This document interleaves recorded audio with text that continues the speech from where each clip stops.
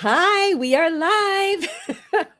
Hi, April. Hi, Jenny. Hi, everyone who's showing up to watch. We are live again because we have quite a few women helping with our restorative and play retreat coming up on June 25th. And I wanted to give all the ladies who are involved an opportunity to explain who they are, their hearts for women, and what they're doing for the retreat and why it's so important and valuable. And as we chatted with Barbara and Markel yesterday, we all have a story and we all have a reason for wanting to be part of the healing hearts of women, or even just if we're not in a place where we feel like we need to be healed, we all have those seasons that we still need community.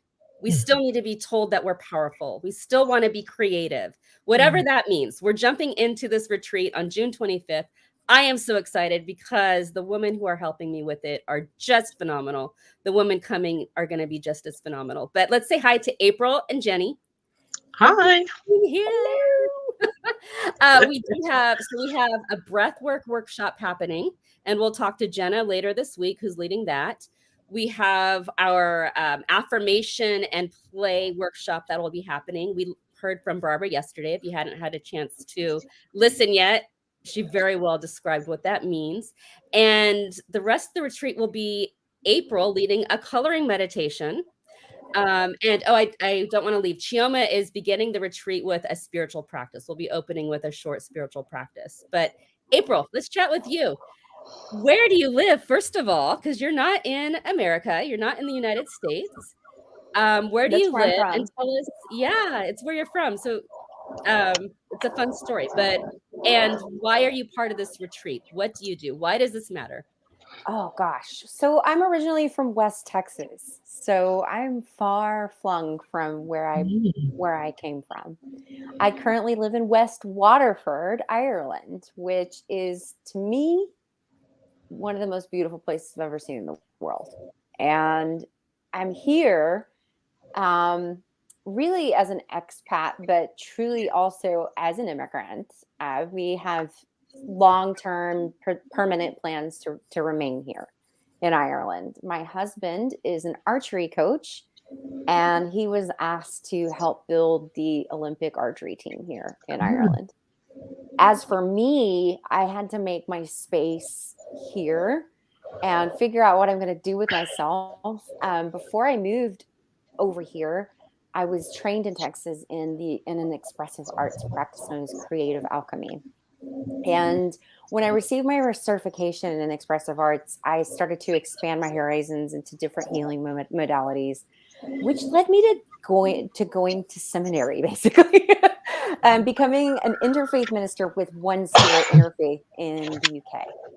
And that's done largely online, but I'm just about to graduate. I'm just about to be ordained in a real in-person ceremony in about 1 month. And I'm really excited about that. It's a 2-year program I just completed. And what that allows me to do is to create. It allows me to create, period. But also it allows my work to become more of a ministry and put out a completely different vibration with it and make it about truly about spirituality as well as creativity, which brings me to what my ministry is called. It used to be what I called my business or my mission statement or whatever you want to call it. But the name of everything that I do is called Creativity is Spirituality. And it's really just finding the intersections of those two things for people of all faiths or none, because it's a way for agnostic and atheist people to find, their true self too, whatever name they have for that divine inner quality that we all feel and that we all have. And you're going to be leading our coloring meditation. And Yes. so, will you explain that a little bit and what the woman will be able to get from that? One thing that we talked about is they will have an opportunity to download the coloring pages that will be available in where they register. They'll be able to download and explain what this means. What is a coloring meditation? Well, that's kind of an interesting story. When you invited me to take part in this retreat, you said, let's do a coloring meditation with your coloring pages, which is something I came up with the coloring pages as the result of a request from some friends that wanted me to make coloring pages for them. And then I started selling them as a fundraiser to help me fund my trip to my ordination in England. And then they did really well. And then when you came forward with that idea, I was like, that's brilliant. Yes. And I got it in my head exactly what you meant. And I see that such potential for it. So first of all, it is a brilliant idea, Christelle, and I'm going to go with it. And I'm excited to pilot this modality here in your space that you've created. So thank you for inviting me to do that. I have a total of 40 coloring pages. The participants in this workshop are going to receive 4 for free and see if it's something that they like. And if it is something that they like, you're going to get a 50% discount on all 40 to purchase them directly from me. And it's just a PDF that they can print over and over and over again rather than a physical book, because you only get to color the physical book once. And if there's certain pages that offer that kind of labyrinth style contemplative thing, for people, if they want to do that over again, they'll have the ability to do. You will have the ability to do that with these. But I'm going to treat it. I'm not going to give too much away, but I am going to treat it as a bit of a divination exercise, because we're going to learn a little bit about what creatively draws us to what creativity that already exists, or like art that already exists, draws out of us. And then we're going to have an opportunity to collaborate with what I've already created, to co-create with it, if you will. And the participants are going to have this opportunity to just really kind of see where it is they're going with the creativity that they choose to co-create with. So without giving too much away, because I want there to be some surprises. Yeah. And we'll have an opportunity to explore uncomfortable emotions, and we'll have the opportunity to explore the kinder, gentler side of those difficult emotions. And we'll see what comes out. Comes out. I love that. Thank you for experimenting with me on this idea.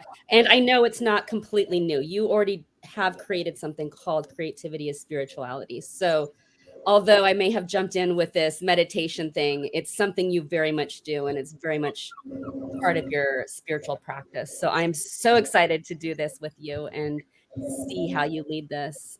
Jenni, I got to hang out with Jenni actually in the UK a few months ago. Yes. Gosh, I can't believe that it was such a whirlwind. I almost can't believe it happened. But yes, we had a lot of fun. It was great. Jenni took me and my fiance around. What are those cliffs called? The Seven Sisters. The Seven Sisters, and it was just yeah, beautiful. And we celebrated Easter dinner together, and I got to meet her husband, and so that was fantastic. But Jenni is also part of our retreat, because the reason why I asked Jenni is when women are involved, Jenni is such a restorative person and a mother of hearts and a healer in her own right. And I knew that I wanted Jenni to be part. And she's also much more organized than me. So she's helping with technical things, and also will be part of the facilitating of conversation. We are being very purposeful in facilitating conversation between workshops, and knowing that there may need to be healing space in that. And so we're being very purposeful in that. But Jenni, will you tell us a little bit more about you, your heart for woman, and why this retreat is important to you? I am actually desperately excited about this retreat. Desperately excited. Just listening to April there talking about creativity, and I've heard April talk about it before on your show, Christelle, previously. I love it. I love the idea that we can create our own space and create within that space as well. And that's it seems such a simple and yet profound realization there that is just incredible. And I'm really looking forward to that kind of aspect of the treat, but just also this idea that you talked about yesterday, Christelle with Barbara and the other person whose name Markel, there we are. Sorry, Markel.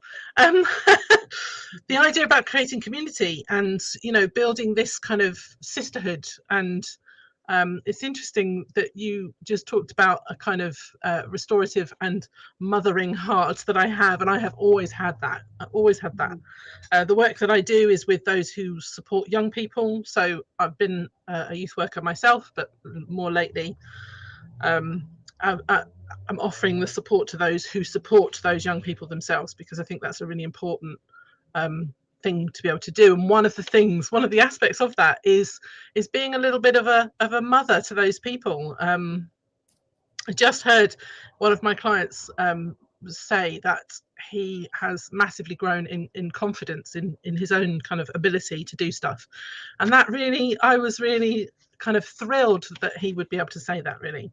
And I want to do that for more people. So the idea that we can come together as women and give that kind of support, like reassurance, the kind of working through of difficult things, if there are difficult things there that need to be worked through, and bringing something new out of each person there, I think is, yeah, just makes my heart really sing. So yeah, I'm really looking forward to it, really. Okay, so both of you touched on something that I wasn't even thinking about talking about, but one of the reasons I think I asked both of you to be part of this retreat is you are both believers in people. You believe the best in people, and you bring that out of people. Can we talk about that a little bit? Why is that so important to you, and why do you do that? And even how do you do that? Both April and Jenny? Well, I think for me, it's important because we don't often find that easy to do for ourselves. You know, it can be quite hard to dig deep and find our own kind of our own self-esteem sometimes. Often we've had really negative things said about us or over us or to us or about us, you know, in contexts that we have little control over, actually. And so for me, it's really important that people hear good things about themselves and can and are able to build, you know, to kind of, it's to see a good picture that someone else has of you as a person, that I think is a really helpful thing, and always comes as a bit of a surprise to us, I think, as well. Yeah. So yeah. April, what are your thoughts on believing people? Because I've seen you believe in others and do this in action. Yeah. And it's been such a journey. And everything that Jenny just said about community is so crucial, because we are seeing some things happen on a collective level that disturb us, that are actions of people and individual actions that I think are the result of a collective illness, of just not understanding who it is we are and what our purpose is. And really, that's the whole idea of spirituality, is getting down to what the true purposes of us as individuals is, as well as the collective purpose. And we're all going to have different ideas of what that is, because we all each individually have our own purpose, and we tend to project that onto the world and think that everybody thinks and feels the way that we do, which is not often the case. It's very rare, actually.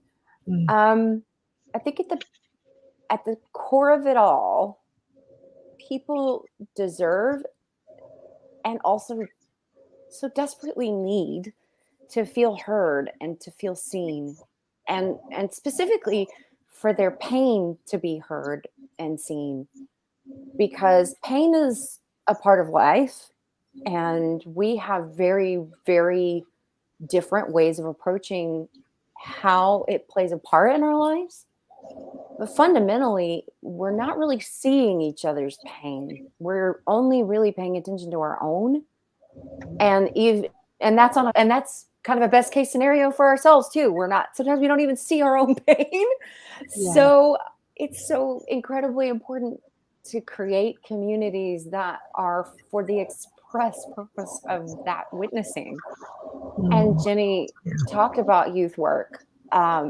Yeah, that is a really crucial exercise, because I myself was a Scout and Girl Guide leader for a number of years. And you find these young women, speaking of women, you find these young women who are experiencing stuff that they don't even understand yet. And they don't have their parents, their family structures don't have the capacity to offer learning environments or environments to feel heard and seen like Scouts and Guides offers them. So I think that work is very important too. And one of the things that really drew me into what I'm doing now is youth work, because being able to offer that to young people is great. It's fantastic, and it's definitely crucial. But a lot of us are grown-ups that didn't have that experience, and we need to kind of go back in time a little bit and get it, and kind of rewild our inner children and our inner teenager and our inner 20-year-old, if we're 40s like I am, kind of revisit those moments of rites of passage too that we didn't have access to for whatever reason, and have an opportunity to feel that energy as a team. Yeah, absolutely.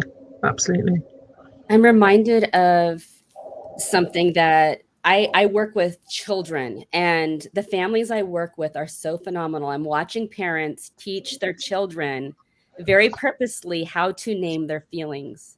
And I'm talking about families with preschool age children. They're teaching their children how to name their feelings. And that's something I never learned and did not put into practice until my 40s. I'm late 40s now. Okay, I'm still mid. I'll be late. In August. Jenny, is that right? Yes. We are. We're the same age. In August, I'll be late. But I just learned how to name my feelings in my 40s. And these parents are teaching their children now. And that's not only emotional intelligence, but it's allowing people to learn how to express themselves. I want to ask both of you why that's even important. And in doing these practices, how that might help. It's a big question. But the truth is, we cannot actually really feel our feelings until we know what the feelings are. It's so hard.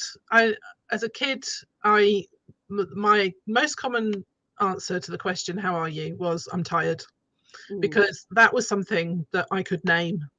And it was something that I felt, but it didn't require, also it meant I didn't have to really think about why I was tired and what was going on and all of that. And I absolutely agree with you, Christelle, that we did not really, as children, we were not taught about emotions and how to name them, how to recognize them, how to feel them properly, because I think we can't fully feel our feelings until we know what the feelings are and able to give names to them and recognize them fully. So and being able to feel our feelings fully is how we learn how to live, surely, as fully rounded human beings. And it means that we can process that pain, as April was just sort of saying about.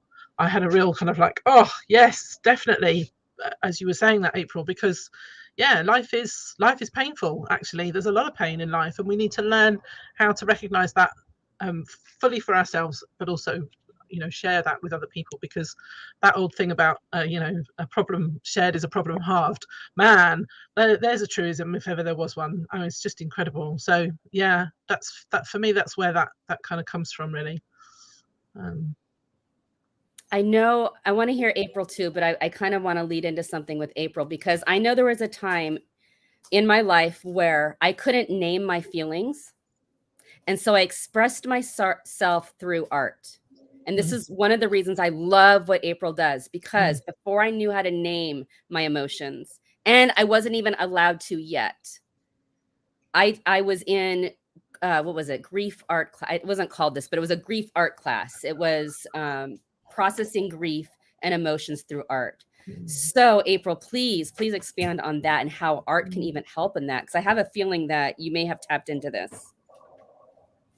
I really just want to once again echo something that Jenny said about just really being able to see our pain and just keep along that thread, because what I do offers an opportunity and a lot of different practitioner, all art therapy practitioners, expressive art practitioners, is not just unique to me, offer an opportunity to give your feelings a color and a shape. I mean, that's really putting it very, very succinctly, but because it's so much more expansive and complicated and beautiful than just that, but really naming it so simply is giving your pain a color and a shape so that you can look at it. You can see what it looks like to you. And someone else isn't giving your pain that color and shape. That's you. That's the power that you have. And it seems like such a simple thing to pick up a pink. I just happen to have this pink pen in front of me. I'm going to choose this pink pen to give my pain a color so I can see what color my pain is. It triggers a part of the brain too, I think, for neurodivergent people such as myself. It triggers a part of the brain that's able to use the senses in new and neurodiverse is what I mean. Neurodivergent people. It offers neurodivergent people this opportunity to use their brain in different ways. I might have said that, misspoke there. I apologize. We're live, yay! It offers neurodivergent people the opportunity to give the senses a new job. And that is really something that's kind of a superpower I've noticed working with other neurodivergent people such as myself, is that we're able to use our senses in ways that are very special and very unique, and offers us these opportunities to engage with our pain that way, in a way that we make it a sensory experience rather than storing it in our bodies, putting it inside of parts of our bodies and areas of our bodies that experience pain. I mean, I'm gesturing to my shoulders right now because I feel like this catch in my shoulder and I have no idea where it came from. I'm like, I could explore that. I know how it feels inside of my body, but if I give it a color or a shape, I can engage with it in a new way that offers a different perspective, like figuratively and literally. So apology for the misspeaking there. Again, I am neurodivergent, not neurotypical. And that's why I twist and switch words that mean the opposite of each other. We get you. I get Y'all you, knew April. what I meant. I get you. I love this. I get you. I hear you. I see you. I feel this all. I love it. I love it. This is why I love being live. Let's not give any more away because we don't know the full experience that we're going to have at this retreat. We're going into something that we know is beautiful. We know that we get to engage in practices that some of us have experienced and learned along the way in our own healing process, or just being women and experiencing community with each other. But we have set this up specifically for the beautiful hearts of women. Gabriella's commenting a lot, by the way. Gabriella said, April, perfect explanation. I get you as an ND person too. I am excited. Yay! Gabriella is going to be with us. So, and James commented, he loves the conversation, Jenny and April. The realization that we have, he's talking about youth work. To youth work ourselves has been something he's been working on and learning over the last 2 years. So wonderful. Everyone, I am so excited. Let's create something. Let's be part of something that is new. Explore, adventure, and see where this goes. April and Jenny, thank you for being here. Is there anything that you want to close out with, April or Jenny? You go for it, April. I'm on fire to say it. Thank you. Yes. I want to say something specifically to the people who have chosen to participate in this, because there is such an honor and a bravery there of honoring oneself and taking that step and making the decision to be self-healing, be it alone or in a community, and trying new things. And I want to just show my tremendous respect and affirmation and admiration for all of you who are doing this workshop, because You are the ones who will heal the world by doing this work. Simply put. Yep. Thank you, April. Jenni, I want to give you time to say anything you might want to say. I don't think I can put it much clearer than that. I have a 16-year-old, and they've just finished school, and I've said about him and his cohort. They are the people who they'll go ahead and they'll change the world, because they'll have learned from the experiences that they've had in the last couple of years with COVID in particular. And I think that that's true. When we sit and we work through our pain, when we are part of a community, when we become part of something that's bigger than just ourselves, we will be able to do more than we ever thought we would be able to do. And I think that's, absolutely. I'm so excited. So excited. Thank you. Again, it's June 25th, 10 a.m. Pacific Standard Time. What is that? 10, 11, 12, 1 Eastern Time, 6 p.m. UK time. Yeah. So looking forward to experiencing all of this with you. Thank you, Jenni and April, one more time. Thank you, Gabriella and James and everyone watching. We'll see you soon. Bye-bye.